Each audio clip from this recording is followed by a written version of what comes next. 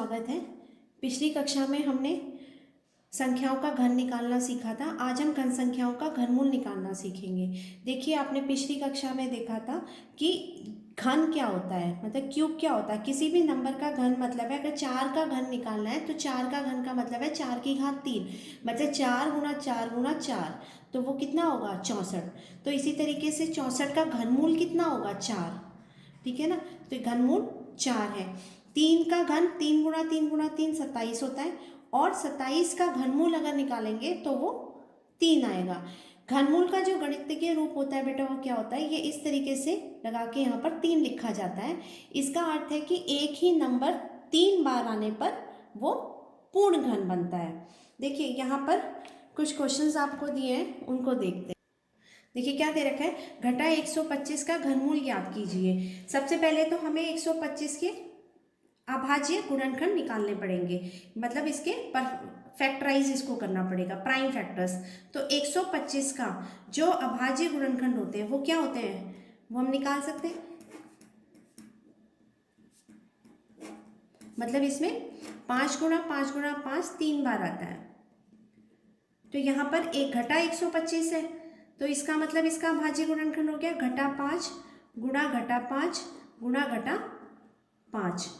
तो घटा 125 का घनमूल क्या होगा, इसको कैसे लिख सकते हैं बेटा, हम इसको लिख सकते हैं, ये इसका गणितीय रूप है घटा 125, और इसमें लिखा ये हो गया घटा 5 गुणा घटा 5 गुणा घटा 5।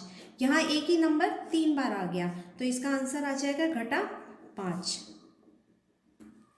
ऐसे ही 729 का घनमूल निकालना है, तो सबसे पहले हमें निकालने होंगे 729 का अभाज्य गुणनखंड। अभाज्य गुणनखंड क्या होगा, निकालिए, आप सभी को आता है प्राइम फैक्टराइजेशन करना इनका। 729 का निकालते हैं। देखिए यहाँ पर इकाई के अंक पे 9 है, तो इसका मतलब ये 2 से तो होगा नहीं, 3 से इसको करेंगे। 3 से हो गया, फिर 3 8 24, 3 एकम 3, 3 दूनी 6, 3 7 21, 3 निम 27, 3 तिया 9, 3 एकम 3। तो ये कितनी बार यहाँ पर 3 आ रहा है, ये आ रहा है 6 बार। तो इसमें अगर 3 3 की पेयरिंग करती है तो 2 पेयर बनते हैं। तो 729 का घनमूल, तो इसका इस तरीके से रिप्रेजेंट करेंगे, और इसके अंदर इसके फैक्टर्स, इसके गुणनखंड लिखे। अब यहाँ पर ये एक 3 का पेयर बन गया, तो इसमें से एक 3 आ गया, ये दूसरा है 3 का पेयर, तो ये 3 आ गया, तो इसका मतलब इसका 9 आंसर है। इस 729 का घनमूल क्यूब रूट कितना होगा 9। अच्छा, एक क्वेश्चन आपको यहाँ दे रखा है कि वर्कशीट में, कि राम के पास एक घनाकार गिफ्ट है जिसका आयतन 512 सेंटीमीटर क्यूब है, और इस गिफ्ट की भुजा की लंबाई उसे ज्ञात करनी है। तो आपको पता है कि जो आयतन का फॉर्मूला होता है वो क्या होता है, भुजा गुणा भुजा गुणा भुजा, मतलब 3 बार आता है, मतलब भुजा की क्यूब आयतन होती है। तो अगर हमें भुजा निकालनी है तो हम इसका क्यूब रूट मतलब घनमूल निकाल सकते हैं। तो यहाँ पर 512 के हम अभाज्य गुणनखंड निकालेंगे, जो कि आ रहे हैं,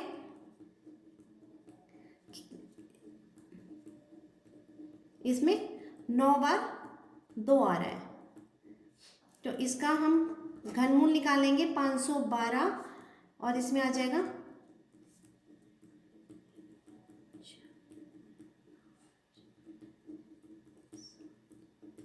ये 9 बार 9 टाइम्स 2 है, तो एक पेयर बना, ये आ गया, दूसरा जोड़ा 2, ये 2, तो यहाँ पर आ गया 8। तो इसका मतलब जो भुजा की माप है वो कितनी हो जाएगी, वो 8 सेंटीमीटर हो जाएगी। ठीक है, यहाँ आपको कुछ क्वेश्चंस दिए गए हैं करने के लिए।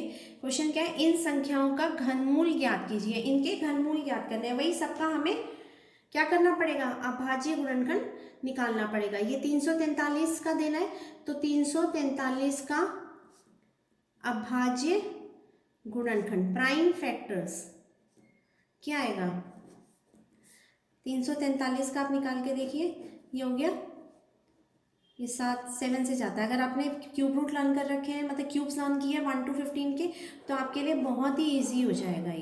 ये आ गया 3 बार, तो इसका मतलब 343 और ये हो गया 3 बार 7, तो इसका आंसर आ जाएगा 7।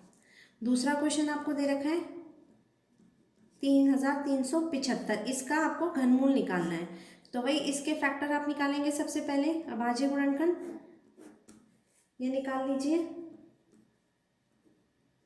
5 से हो गया, फिर उसके बाद ये फिर 5 से है, अब यहाँ 27 आ गया, तो इसका मतलब ये 3 से होगा। देखिए यहाँ क्या आ रहा है, 3 टाइम्स 5 है और 3 टाइम्स 3 है, तो ये इसके फैक्टर लिख दिए।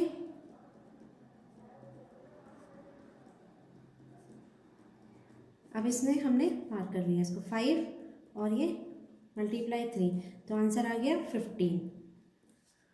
ठीक है बेटा, आपको नेक्स्ट क्वेश्चन दे रखा है किसका, 13,824 का निकालना है। तो आप इस 13,824 का अभाज्य गुणनखंड निकालिए। ये देखिए 4 है तो ये 2 से होगा, इसको 2 से किया 6912, फिर ये 2 से हो रहा है, फिर ये 2 से हो रहा है। अभी जब तक ये 2 से हो रहा है मतलब इसके प्राइम फैक्टर हम आगे निकालते जाएंगे। इसको डिवाइड करना है, ये 2 4 ज़ा 2 3 ज़ा 2 2 ज़ा 2 2 ज़ा, और ये 2 दूनी 4, 2 एकम यहाँ 12 हो गया, 2 6 12, फिर ये 2 एकम 2 0, 2 अट्ठे 16, 2 पंचे 10, 2 चौक 8, 2 दूनी 4, यहाँ 14 हो गया, 2 सत्ते 14। अब ये 27 हो गया ना, अब ये 2 से नहीं जाएगा, 27 किसके टेबल में आता है 3, तो ये 3 से हो गया, 3 निम 27, 3 तिया 9, 3 एकम 3। यहाँ देखिए कितनी बार है, 9 बार 2 है और 3 बार 3 है, तो इसके जो फैक्टर बनेंगे वो क्या बनेंगे, 1 2 3 4 5 6 7 8 9, और ये आ गया। अब इसको हम जब इसका घनमूल निकालेंगे तो ये एक जोड़ा, सॉरी ये एक जोड़ा 2 आ गया, फिर एक जोड़ा 2, फिर ये 3 का जोड़ा बना 2, और ये 2 दूनी 4, 4 दूनी 8 या 24, तो इसका मतलब 13,824 का घनमूल 24 आएगा। देखिए अगला क्वेश्चन क्या है, जो 4th क्वेश्चन है उसमें दे रखा है 1728 का आपको घनमूल निकालना है। अब यहाँ देखिए 1728 के आपको फिर से गुणनखंड निकालने होंगे, पर हम इस क्वेश्चन में हमने निकाला था, यहाँ 1728 है, मैं यहीं से लिख देती हूँ, इसको आप कर लीजिएगा। ये 6 बार 2 और 1 बार 3, ये हो गया 6 बार 2 है, 3 बार 3 है, तो इसको हम आगे निकालेंगे। तो क्या हो गया, इस 3 का जोड़ा बना 1, फिर ये दूसरा और ये तीसरा, 2 दूनी 4, 4 3 12, इसका आंसर आ गया 12। देखिए अगला क्वेश्चन दे रखा है 2197 का आपने निकालना है। अगर आपने, मैं पहले ही कह रही हूँ, घन याद कर रखे हैं तो आपके लिए बहुत ही आसान होगा। हमें देख के ही पता चल रहा है कि ये 13 का घन है। अगर याद है तो आपको पता चल जाएंगे, याद नहीं किए हैं तो आपको चेक करना पड़ेगा। देखिए वैसे चेक कैसे, आपने ये 2 से देखना है, 7 है इसमें जो इकाई अंक, तो ये 2 से नहीं होगा, 3 से चेक किया नहीं हो रहा, अगर 2 से नहीं हुआ तो 4 से भी नहीं होगा। तो आपने प्राइम नंबर्स पे ही चेक करना होता है फैक्टराइजेशन, हर नंबर से करके नहीं देखना है।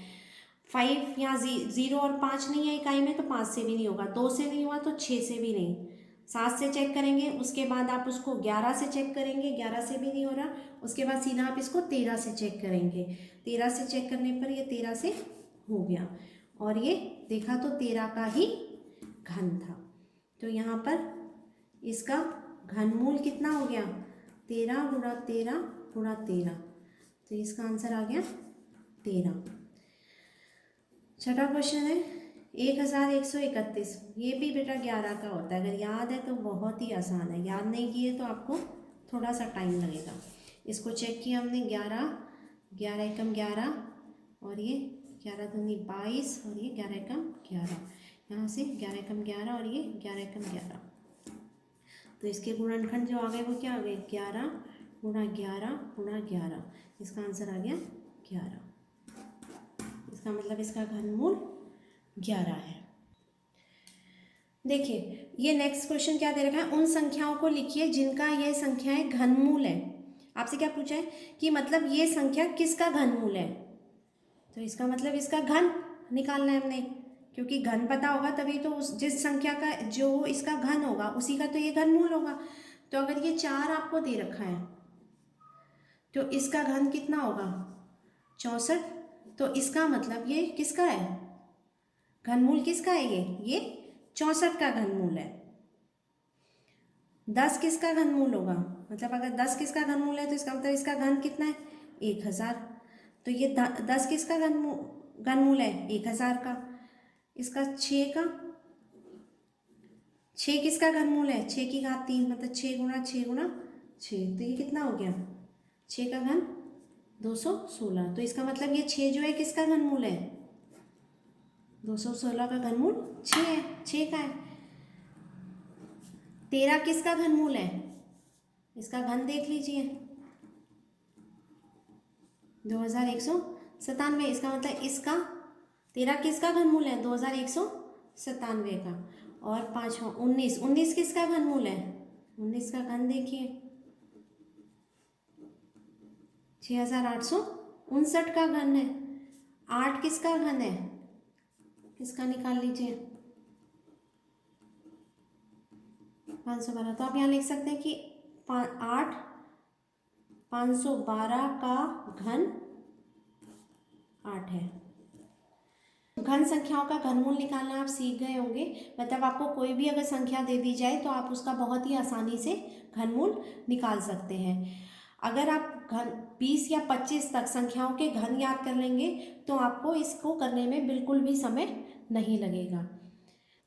अब हम अगली वीडियो में मिलेंगे, तब तक के लिए टेक केयर, बाय।